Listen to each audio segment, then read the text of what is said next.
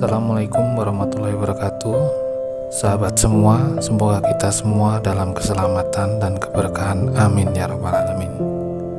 Memilih tanaman untuk menghiasi rumah atau pekarangan bukan hanya tentang keindahan, tetapi juga memerlukan pertimbangan lain, seperti nilai dan ajaran yang kita pegang. Bagi umat muslim, hal ini menjadi lebih penting karena tidak semua tanaman dianggap membawa kebaikan. Sebagian dari mereka, menurut ajaran Islam, bahkan dianggap membawa sial atau dampak negatif. Oleh karena itu, sangat penting untuk memahami dan memilah tanaman mana yang sesuai untuk ditanam, yang tidak hanya indah dipandang mata, tapi juga selaras dengan nilai-nilai spiritual dan ajaran dalam Al-Quran serta hadis. Dalam Islam, setiap aspek kehidupan seorang muslim diarahkan untuk membawa kebaikan dan menghindari kerugian, baik di dunia maupun di akhirat. Hal ini termasuk dalam pemilihan tanaman yang akan ditanam di rumah atau pekarangan. Beberapa tanaman meskipun populer dan memiliki daya tarik estetis yang tinggi, mungkin membawa simbolisme atau efek yang tidak diinginkan dalam konteks Islam. Misalnya tanaman yang secara tradisional dianggap sebagai pembawa sial atau yang memiliki karakteristik tertentu yang dihindari dalam ajaran Islam, seperti tanaman dengan aroma yang tidak menyenangkan atau yang berpotensi membahayakan keselamatan orang lain. Pemahaman ini mendorong umat Islam untuk lebih selektif dan bijak dalam memilih tanaman. Melalui kajian dan pemahaman tentang nilai-nilai yang terkandung dalam Al-Quran dan hadis, serta mendengarkan pendapat para ulama, seorang muslim bisa membuat keputusan yang lebih tepat tentang tanaman apa yang sebaiknya dihindari. Ini bukan hanya tentang menghindari dampak negatif di dunia, tetapi juga tentang menjaga keharmonisan dari kesucian roh, yang merupakan inti dari kehidupan beragama dalam Islam. Dengan demikian, pemilihan tanaman bukan hanya sekedar mempertimbangkan estetika semata, tapi juga refleksi dari keimanan dan kepatuhan terhadap ajaran agama. Berikut adalah beberapa tanaman yang tidak dianjurkan menurut Islam untuk kita tanam. Yang pertama adalah kaktus. Kaktus dengan duri-durinya yang tajam dan bentuk yang unik sering menjadi pilihan populer sebagai tanaman hias.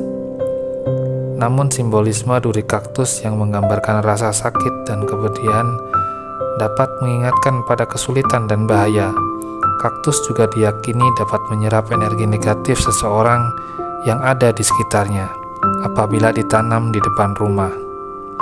Al-Quran sendiri menyebutkan tentang pohon berduri dalam konteks yang negatif. Selain itu, duri kaktus yang runcing dapat menjadi bahaya fisik, terutama bagi anak-anak. Kisah seorang pria yang memindahkan dahan pohon untuk tidak menghalangi kaum muslimin mengajarkan pentingnya mempertimbangkan dampak tanaman terhadap orang lain. Untuk pohon yang kedua adalah pohon palem. Pohon palem meskipun indah, seringkali menimbulkan resiko karena kecenderungannya yang rentan dan dapat menghalangi jalan. Islam menekankan aspek keselamatan dan kenyamanan orang lain.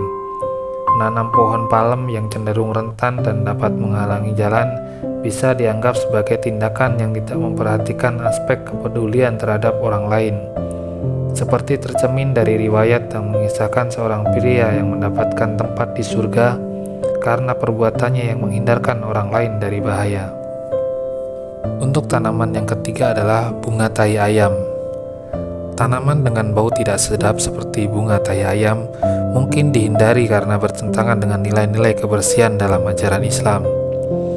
Islam menekankan pentingnya menjaga kebersihan dan aroma yang baik, tidak hanya untuk kenyamanan pribadi, tapi juga sebagai bagian dari ibadah. Tanaman dengan bau tidak sedap seperti bunga tai ayam mungkin dihindari karena bertentangan dengan nilai-nilai kebersihan. Yang keempat adalah pohon beringin. Pohon beringin seringkali menarik perhatian karena keteduhannya yang luas dan strukturnya yang megah. Namun, Ada kekhawatiran dalam Islam bahwa pohon ini bisa menjadi objek penyembahan atau dianggap sebagai sarang jin. Islam menekankan kesucian dalam ibadah, dan kisah pohon Ridwan di Hudaybiyah dapat memberikan contoh tentang menjaga kesucian ajaran Islam. Yang kelima adalah tanaman ganja. Penggunaan ganja sangat dilarang dalam Islam karena efeknya yang dapat menyebabkan kecanduan dan kehilangan kesadaran. Ajaran Al-Quran dan hadis menegaskan larangan terhadap segala sesuatu yang dapat memabukkan. Tanaman yang keenam adalah anggrek hitam Papua. Anggrek hitam Papua dengan harga yang sangat tinggi dan keunikannya memunculkan pertanyaan terkait prinsip kesederhanaan dan penghindaran pemborosan dalam Islam. Islam mengajarkan umatnya untuk hidup sederhana dan menghindari kegiatan yang dianggap mubazir atau berlebihan. Dan tanaman yang tanaman yang terakhir adalah tanaman adu jubal atau lidah mertua. Tanaman adu jubal atau lidah mertua sering dihubungkan dengan simbol negatif dalam ajaran Islam. Hadis yang diriwayatkan oleh Imam Bukhari dan Muslim mencatat konsekuensi spiritual dari memelihara tanaman ini, yang mengingatkan tentang pentingnya memilih tanaman yang tidak hanya indah secara estetis, tetapi juga aman secara spiritual dan fisik.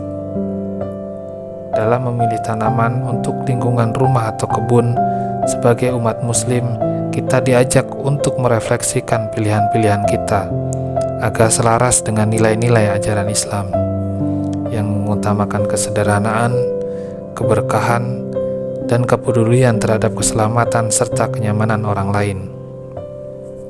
Ingatlah, dalam Islam, setiap aspek kehidupan kita dimaksudkan untuk membawa kebaikan dan menghindari kerugian, termasuk dalam pemilihan tanaman untuk ditanam di rumah atau pekarangan. Kami telah membahas beberapa tanaman yang menurut ajaran Islam dapat membawa dampak negatif atau dihindari. Ini adalah panduan umum dan penting untuk diingat bahwa interpretasi dapat bervariasi. Jika sahabat memiliki pertanyaan atau ingin menambahkan pandangan kami, jangan ragu untuk berbagi di bagian kolom komentar. Mari kita bersama-sama belajar untuk menciptakan lingkungan yang sejalan dengan nilai-nilai Islam. Jangan lupa untuk like, share, dan subscribe agar tetap terhubung dengan konten-konten bermanfaat dari kami. Sampai jumpa di video kami selanjutnya. Terima kasih. Wassalamualaikum warahmatullahi wabarakatuh.